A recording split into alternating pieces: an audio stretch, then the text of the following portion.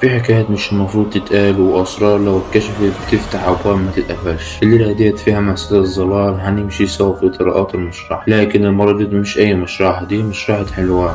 واللي هيحكي لنا الحكاية النهاردة كان جواها من سنين. أنا اسمي طه، عندي 49 سنة، قضيت 22 سنة من عمري شغال في مشرحة حلوان، والناس لما بتسمع شغلي بتصيب انذارات خوف، بس لا ولا حد فيهم بيعرف ان اللي جوه المشرحة ماهيش بس جثث ولا بس دم، في حاجات تانية، حاجات ما ينفعش تتشاف. انا مش هفتي ولا هزود، وانا هحكي ايه اللي حصل بالحرف. اول ليلة اشتغلت فيها كانت سنة 2003. كنت لسه شاب طالع من الجيش، وقابلت واحد صاحبي قال لي في شغل في مشرحة حلوان والفلوس حلوة فيه، بس الشغل تقيل شوية. ما كنتش فاهم يعني ايه تقيل، بس اول يوم عرفت يعني ايه تقيل. الساعة كانت 2:30 الصبح، والمكان هادي بشكل مريب. انا وقفت لوحدي في اوضة التبريد بشيل بشكل مريب انا واقف لوحدي في اوضة التبريد بشيل عيني من الجثث اللي جاي حادث على الدائرة. وفجأة سمعت صوت حد بيهمس باسم طه. بص ورايا، مفيش حد. فتحت باب التلاجة واطمنت ان مفيش حد. اتحركت، قلت يمكن تعبان او مخه بيلعب بيا، بس دي ما كانش اخر همس. مرت الايام وبدأت اتعود على الاصوات واقنع نفسي انها اوهام من التعب، لحد ما جات الجثة اللي غيرت كل حاجة. جثة لطفل صغير اسمه كريم، عمره 7 سنين، كان غرقان في بانيو الحمام. الشرطة قالت انه حادث، لكن تقرير الطب الشرعي ما كانش مطمن. دخلت اوضة التشريح مع الدكتور وبدأنا نفحص الجثة. واحنا شغالين الكهرباء قطعت فجأة، الدكتور خرج يجيب كشاف.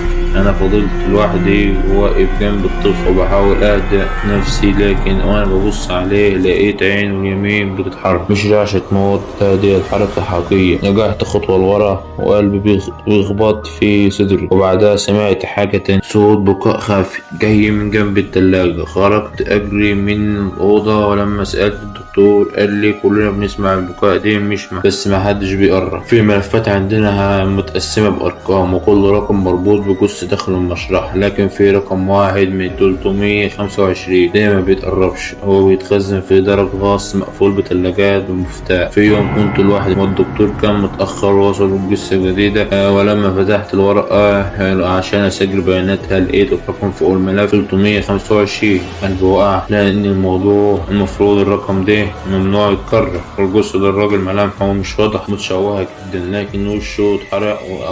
أول ما دخل التلاجة الكهرباء ضربت والتكييف اتجمد والزوايا كلها بقت ضباب. في عز الضلمة سمعت صوت خربشة على باب التلاجة من جوه. فتحت بسرعة، مفيش حاجة، بس لما قفلت الباب سمعت وشوش جنبي. أنا رجعت، مش انت اللي فتحت لي. في ليلة من ليالي رمضان كان المكان فاضي ومفيش غيري جوه، والجو حار والمشرحة كتمة، وأنا قاعد في أوضة الاستراحة. فتحت المصحف وبدأت أقرأ شوية يمكن أطرد اللي في دماغي. وأنا بقرأ حسيت إن حد واقف ورا ظهري. قمت مفزوع، لقيت الباب مفتوح نص فتحة، مع اني كنت بقفله على طول. خرجت ابص لقيت نور ضعيف جاي من اوضة التشريح والباب مفتوح. دخلت بالراحة وانا حاسس ان رجلي مش عاوز اكمل. لقيت الجثة الاخيرة اللي استلمناها قاعدة على طاولة التشريح، مش نايمة، قاعدة وشها نازل لتحت وايدها بتترعش. اول ما شافتني بصت لي بعين سود وقالت لي بتشوفني خلاص. عدى سنين وانا شايف حاجات، سمع حاجات، لكن عمري ما اتكلمت. بس في سنة 2018 حصل اللي ما سكتش عليه. جالنا جثة الضابط مقتول بطلقة نارية في دماغه، واحنا بنحاول نطلع الرصاصة لقيت جرح في جمجمته بيفتح من نفسه زي ما يكون الجثة لسه بتتنفس. الدكتور قال لي دي مش أول جثة كده، بس دي الأخيرة ليا.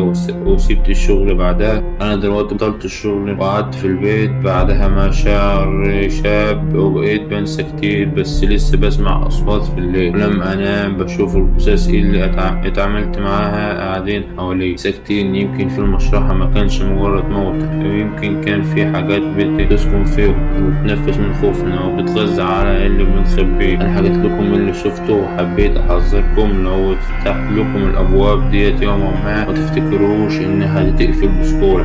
لو عجبك القصة متنساش تعمل لايك وتشترك في القناة عشان توصلك كل الحلقات الجديدة منها مسألة الظلام. افتكر دايما في حاجة في الدنيا حاجة مش المفروض نعرف ولا نسمعها، وخصوصا لو جاية من باب المشرحة. وسلام، واشوفك في الكابوس الجاي.